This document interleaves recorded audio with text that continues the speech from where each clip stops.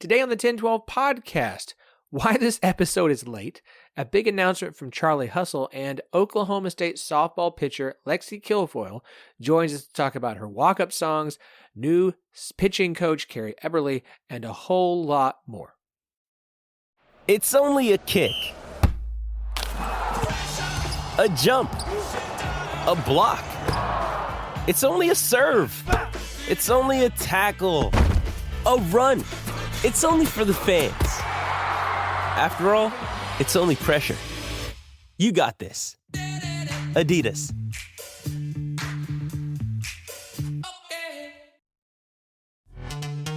This episode is brought to you by Pepsi Wild Cherry. Pepsi Wild Cherry is bursting with delicious cherry flavor and a sweet, crisp taste that gives you more to go wild for. Getting wild may look different these days, but whether it's opting for a solo Friday binge watch or a big night out, everyone can indulge in their wild side with Pepsi Wild Cherry. Also available in Zero Sugar. So grab a Pepsi Wild Cherry and get wild.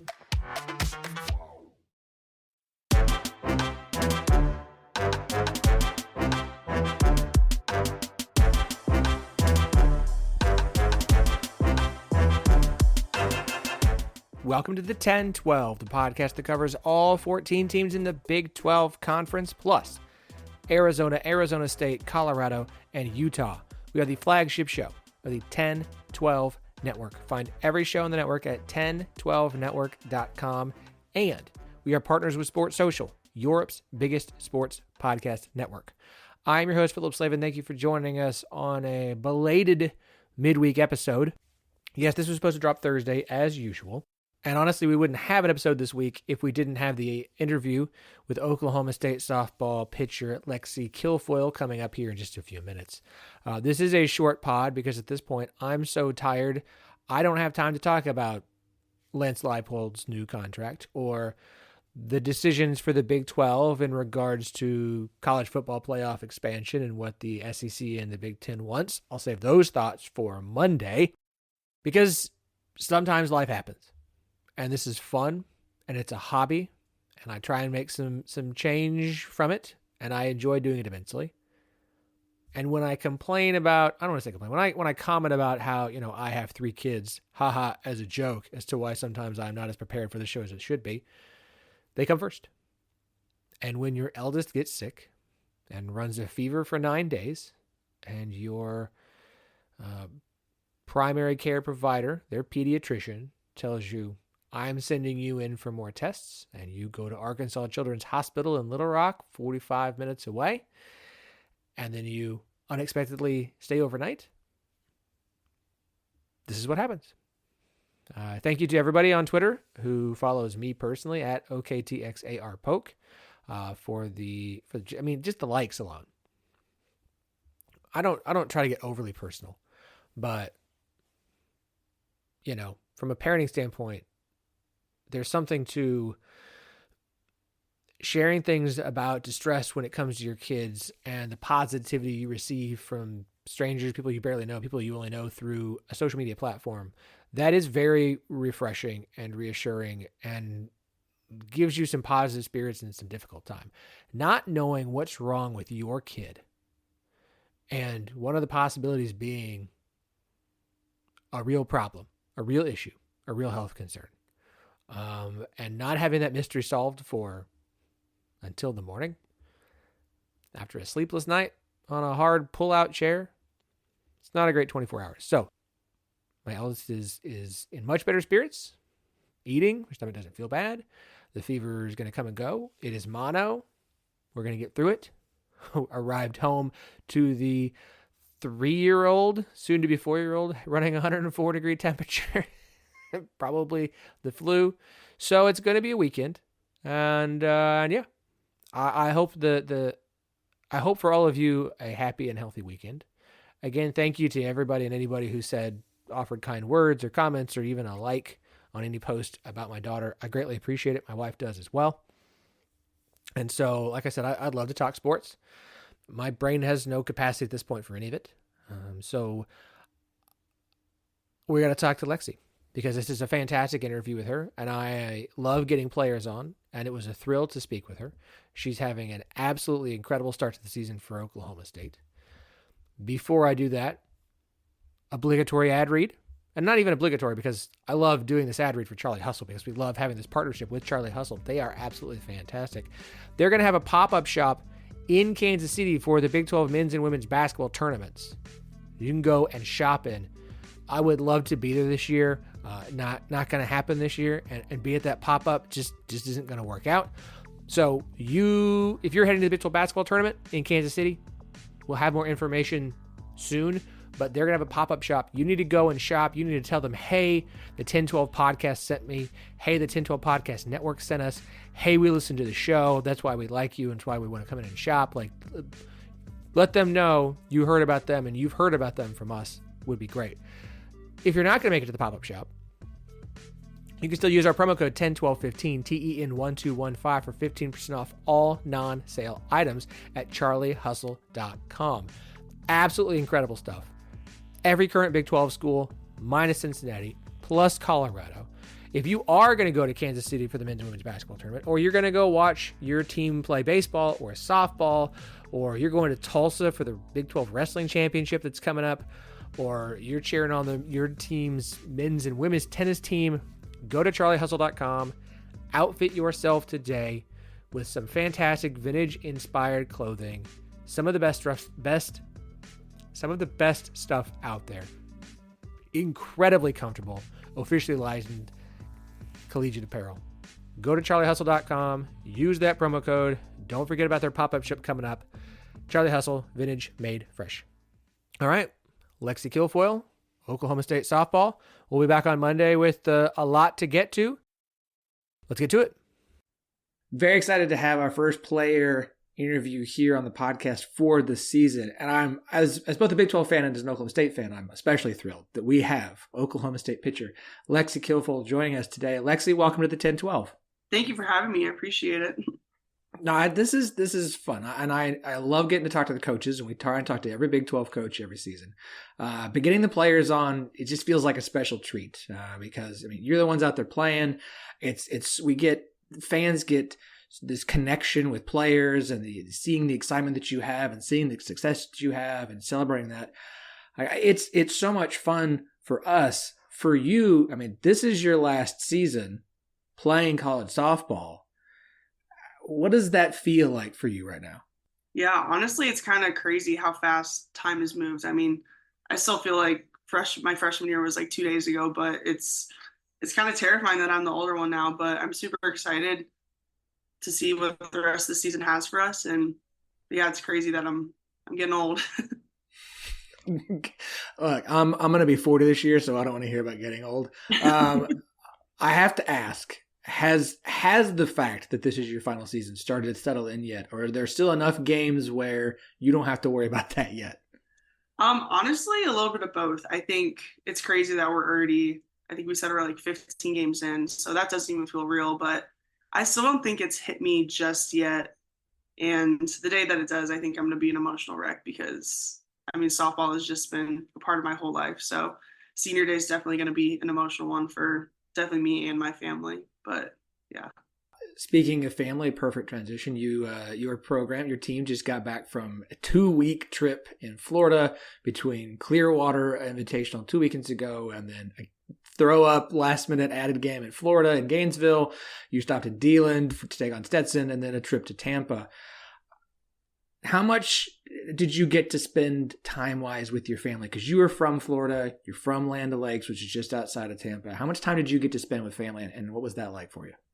Honestly, it was a pretty decent amount because we were down there for 10 days, and we ended up getting rained out a few days, and Coach G allowed us to go spend time with our family. So I actually got to go home for about 5 hours one day, which was really awesome just to be home and like just relax. And I got to see almost every single one of my siblings because we actually played at the University of Florida, and my older brother lives about 20 minutes from there. So I got to meet his new baby, got to see him and his wife. And then my grandma also came down and saw my brother. My brother actually plays football at USF. So we were at the USF tournament last weekend. So I got to see him and all of his friends. So it was really awesome to just go home and honestly, it's crazy, like, to think that's where, like, everything started, especially the Clearwater Fields. Like, that's where I'm starting my very last season. So it's really something sweet. Did they all get to come and watch you play at least once? Yes, they did. Yeah. Yep. Okay. Wait, which game? Um, so my parents, my dad and my mom, they never miss a game. They will be at almost every away series unless it's like a midweek. And so I got to see, they came to almost all my games. There was always someone there. So it was really special. And they make a lot of sacrifices because they love us children and they want to see us pursue our dreams. And they love us to death and they'll do anything to come watch us perform. How many siblings do you have? So I have a younger brother, Andrew. I have an older brother, Darren. And then I have an older half brother, Casey, and older half sister, Kayla. So 4. Okay, so it's okay. It's a full house during the holidays. Oh yeah, it is. Always. It's a good time. Well, I mean, it was a great time. Obviously, your parents see you all the time, so they've seen plenty of great performances from you. But obviously, great time to get to see you this past week. I mean, an absolutely fantastic week for you. 3-0, starting with the game in Florida on Monday through the weekend. 3 complete games, allowed just 6 hits, 18 strikeouts, 2 walks, plus great at the plate. 3 or 4 for the plate with a home run, 2 doubles, and 3 RBIs. I mean, look, you put up plenty of great performances throughout your career, but this just felt like this really great weekend. How much of just playing at home, I mean, or close to home, kind of helped you find a groove and find the rhythm this weekend?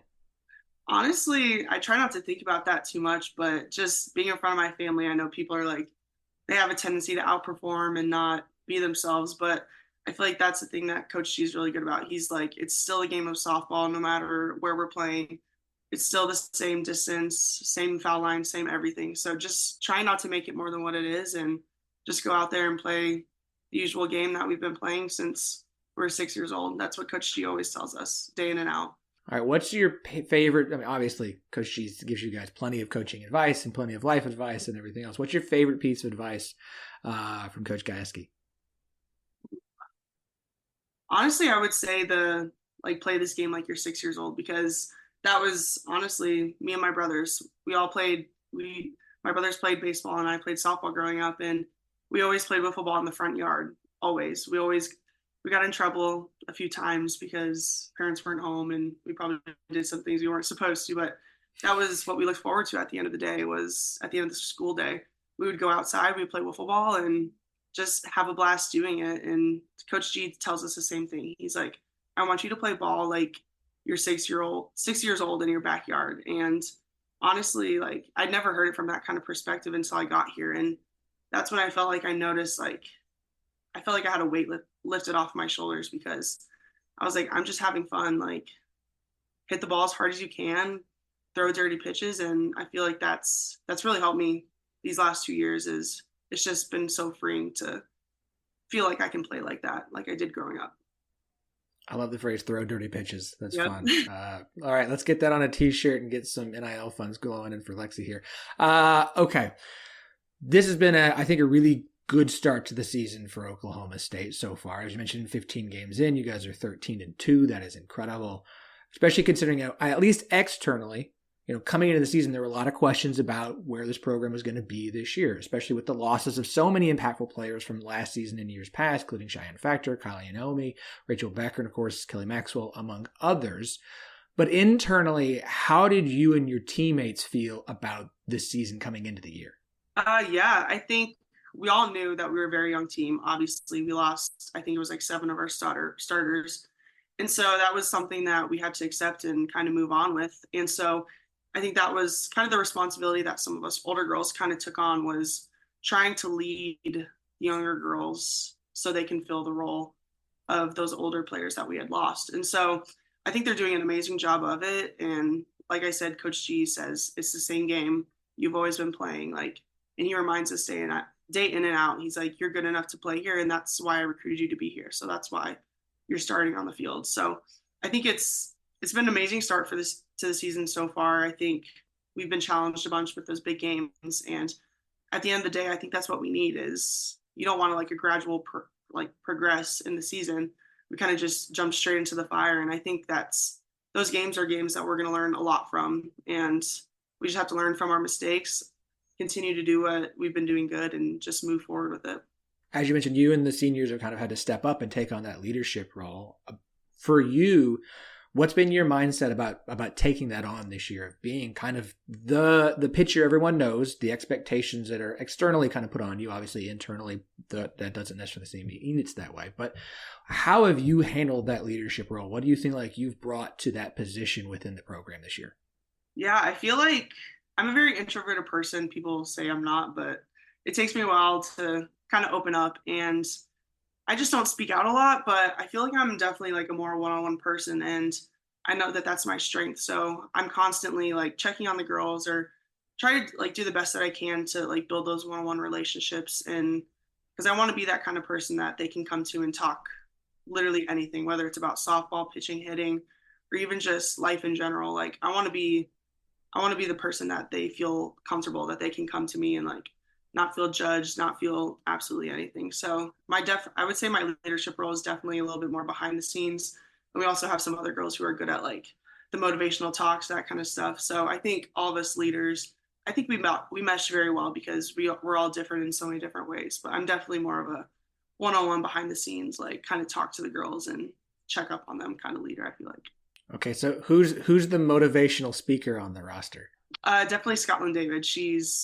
Every time we're in a huddle, she always has some wisdom to share, and it's different every time. And it's honestly, I've never seen her like that before, because usually it's the older girls like or they're the ones that are usually talking in the circle. And so obviously last year we had Kylie Naomi, but Scotland David's done a really amazing job stepping up this year, and she always has so much wisdom to spread, and the girls trust her with her full heart. So I think it's amazing that she stepped into that role.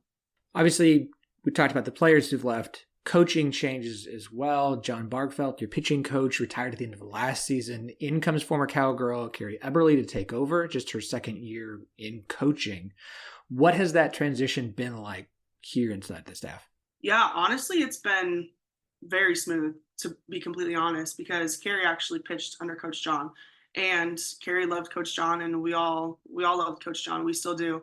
And that was one of the things that she kind of carried with her as a pitching coach, is very similar like mannerisms, very similar drills, very similar like mindset. So it's honestly been a really smooth transition, and we're adding some new stuff to the pitching. Like we're doing more like data analytical stuff just to see how we can complement each other best as a staff, that kind of stuff. And so it's been really great. She's closing our age, obviously, so it's more of like a mentorship to me.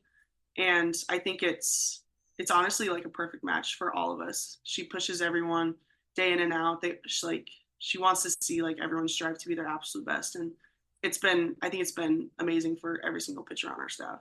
What do you think is kind of different about her? Where have you found that she's been able to kind of help you improve differently than Coach Bargfeld did? Yeah, I feel like honestly they're like, once again, they're very similar, but she really recognizes me, and she knows she trusts me, and Coach John Bargfeld did as well. And she knows that like I feel good with my stuff, and there's not much like I feel like I need to change except for a few tweaks here and there. But she's done a really good job of accepting me as the pitcher I am and not doing too much. And then obviously with the other pitchers that are developing more of their mechanics and new pitches, she's been amazing with that too. So it's awesome to have a coach that can fluctuate between girls that feel good about their pitching stuff and don't want much to change, and then also girls that are still developing. So she's really good at managing literally every situation that she's been put in. That's fantastic. Managing people is as important a part of the role as just like teaching the ins and outs of the game. So to hear that she's already got that, especially in just a second season as a coach, like that's really impressive. And I kind of think that speaks some to why Coach G felt comfortable bringing her on as the new pitching coach. Yes, yeah, it was a great addition. And I think her being a former Cowgirl, she's been in our shoes. She's lived most of the same experiences as us because she's been there. And I think it's really awesome because we can go to her, not even just for pitching, like real life advice. Like we still talk to her about like our daily lives and just building that connection that goes beyond just the softball field. Obviously she is a former Cowgirl. So too is Vanessa Shippey Fletcher, the new hitting coach who was promoted. You've got a lot of former Cowgirls on this staff, like across the board. How does that, do you feel like that helps the program? Like, that's a lot of connection to Oklahoma State and a lot of people who've come through Stillwater who understand what it is. But like, how do you feel that benefits the program? Yeah, I think that's something you see a lot of nowadays is coaches start to bring back their former players, their former greats, their All-Americans. And I think it really helps us like establish like the standards and how OSU softball has become. And so they, like I said, they know like the day in and out schedule. They know what we go through. They know what it's like to be 4 hours of practice in, just like feeling exhausted. And it's awesome to have like that kind of understanding. And I think they have so much knowledge, all of the literally everyone on step, whether it's Shippy, whether it's Maddie Sue, Carrie, it's really something special because they were also in our shoes. And so we get to follow in their footsteps and they kind of get to lead the way. And not that it doesn't feel like coaching, but like I said, it feels more like mentorship with a side of coaching. All right. I know we don't like to look at games ahead on the schedule. It's game by game. That's fine. But obviously, this is the last season that Oklahoma will be in the Big 12. It's the last time that Oklahoma and Oklahoma State will play as Big 12 members. And we don't know what the schedule will look like with Oklahoma moving forward. Obviously, this is your final season. It's your last shot against Oklahoma as well. Like, have you guys talked about OU at all? Has there been conversation of like, this is the last time, we understand this? I'm not going to say you've circled the game on the schedule, but isn't there at least some internal understanding of like, it might be just a little bit bigger than usual just because it might be the last time we play them for a couple seasons? Yeah, honestly, we haven't, like, it hasn't even been brought up in the locker room, like in meetings at all. Coach G is always like, the next most important game is the next one we have. And so, I mean, definitely it's something that we think of in the back of our minds, like the Texas rivalry or the Oklahoma rivalry.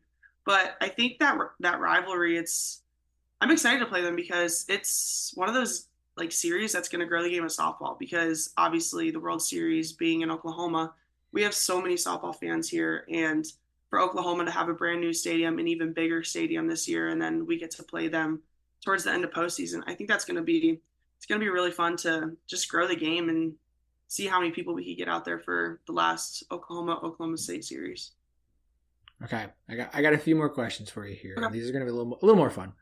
First off, so at Oklahoma State, you guys have 2 walk-up songs, as you have told me before this interview. I have to know, what are your walk-up songs this season? So my first one is "Fuss and Fight" by Co Wetzel. Me and my little brother Andrew, we love Co Wetzel to death, and it just has a good little build up in the beginning. So I've always liked that song. It was my walk-up song last year, kept it this year. And then my second one, I switched it up. I did "Wild Side" by Motley Crue. And I honestly, like I said, Andrew and my dad, every once in a while we like to listen to a little bit of rock and roll. And I know my dad loves any kind of rock and roll. So I was kind of thinking of him in the moment. I was like, you know what? I like this. I know my dad will enjoy it. I think it'll get the fans fired up. Okay, so obviously that game against Florida, those are 2 great song options. Obviously the game against Florida came together, as we all know, within a very short time period. I mean, Sunday, Coach G is texting Coach Walton, and within 24 hours, you've got a game ready to go. You've got umps, and you've got a game that's going to be broadcast. When he gave you guys the news, like, hey, we're going to turn around and go down here to Gainesville and play a game, like, what was your thought process in that morning? And, oh, by the way, Lexi, you're going to be in the circle for this one. Yeah, honestly, so it was Sunday night. We were at Carrie Eberly's house. We were doing like a little family dinner. A bunch of us had just went to the beach. We came back. We were swimming in the pool. And then he called like a meeting in front of everyone, just like all the parents. Everyone was like, we're going to have like a game against Florida. And I was in the bathroom changing. So I came out and I heard him say something about Gainesville. And I was like, what are we doing tomorrow? Like, I didn't hear the whole conversation. And so they're like, we're playing the University of Florida tomorrow. Like, we thought we were going to practice or have the day off, but he's like, this is just a great addition to our schedule. Like, Tim Walton's always been a great friend of mine, and I think this is going to be great for both of our programs. And it was honestly exciting because the last time I played Florida was when I was at University of Alabama. And just growing, like, I know a few of the girls on the team, Kendra Falvey, she's one of my best friends since the day I was born. And it was just awesome to go back there and obviously see my brother, his new baby, and because they live 20 minutes from there. So it was really exciting to like kind of pop up and just play a game like that. It's awesome how softball can work like that. And then even get it televised, even have so many fans there just for only a 24 hours notice. It's really special. All right, so former Iowa State outfielder Leah Nelson is one of our co-hosts here on the show. And as she has told me, she loved playing at Oklahoma State because the fans are some of the most just rowdy and talkative, and especially out there in the decks, like they know everything about you. They've done extensive FBI level research into you, and they're going to throw all that stuff out to you. Okay, so A, do you feel like you got some of the best fans as far as knowing how to get at the other opposing players? And B, what's the school you guys have played at where the fans have been the most engaging with you guys as players? Yeah, I mean, our fans are absolutely amazing. Sorry. And I think even on like the 30-degree days, they're always out there. They always, what are they, like the party decks, they have the parent deck, and just everyone always comes out, and it's awesome to have people so involved in our sport. And then also just having fans that stick by our side, even in our roughest of moments. Like last year, we were on like I think it was a 10-game losing streak, and just, I know what it's like to have fans in the past just bash you and bash like all the coaches' decisions and everything. And I truly believe that our fans, they stick by our side day in and out, whether it's like that or not. And then I would say the most fun, oh gosh, that's hard. I do remember one game vividly last year. We played Tulsa, and it didn't feel like a fun environment. It was more of like a heckling environment, which honestly I don't do very well with. So it's a little bit intimidated, but it is fun when you can have like those fun like relationships with the other team's fans and the current players. So I think our fans, they're really respectful about it. Like they joke about it. They even like the girls will turn around and like go talk to them even though they've never met the other team before. So it's really cool to have fans like ours because they love Oklahoma State just as much as we do, and they're always there for us. They always got our backs. Which player on the roster is the best at dealing with the hecklers? Oh, gosh. Can dish it back. Yeah. I feel like Talon is really, which is surprising. There was one game in Clearwater. Talon she keeps it very like to herself, and she'll like come to us and talk about it and be like, oh, these guys, like they won't stop crap talking us. And so she does a good job of like hiding it, but she'll like come over to us and like let out her frustrations, but she's done a good job of like hiding it. But I think probably Jill would probably be the best at talking back. So she's our center fielder this year, and I feel like the parents deck is actually right outside of center field, so we'll probably give her some hell every now and then, but I feel like she'll dish it right back to them. Okay, the guys are finally going to be back home for some games. Should we expect to see Bullet back? I mean, Bullet was such a mainstay during games last year, and I think we all miss Bullet. Are we going to see Bullet down there in the bullpen with you guys? Yeah, so Bullet, he's still in our locker room to this day, and so Bailey Runner, she transferred to Central Arkansas. She was kind of the keeper of Bullet. She always got everyone rowdy in the dugout, and so we actually haven't really talked about it, but I feel like Bullet, everyone loves Bullet, but I feel like Bullet is such like a postseason, like it gets everyone going. So we haven't really talked about it as a team yet, but I think Bullets might stay away until postseason, and then everyone will get excited when they get to see Bullet again. Very good. Lexi, thank you so much. This has been absolutely fantastic. Good luck to you and your team through the rest of the season. I know I'll be cheering you on, both as a Big 12 fan and as an Oklahoma State fan. But you've been great, and enjoy your last season in Stillwater. Thank you so much. Thank you for having me. I appreciate it.